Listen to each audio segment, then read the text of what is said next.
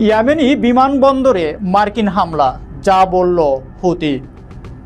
ইয়েমেনের আল হুদাইদা বিমানবন্দরে 22 মার্চ যুক্তরাষ্ট্র হামলা চালায়, যা হুতি নিয়ন্ত্রিত গণমাধ্যমে নিশ্চিত করা হয়েছে।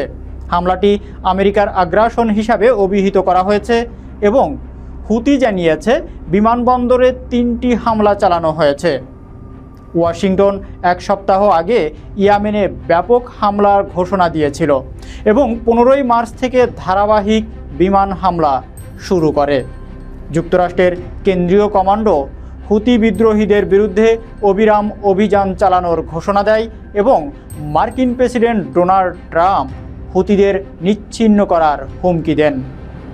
মার্কিন কর্মকর্তাদের মতে এই সব হামলায় জ্যেষ্ঠ হুতি নেতারা নিহত হয়েছে, তবে হুতি স্বাস্থ্য মন্ত্রণালয় জানিয়ে এই হামলায় 53 জন নিহত হয়েছে, তাদের মধ্যে কয়েকজন শিশুও রয়েছে।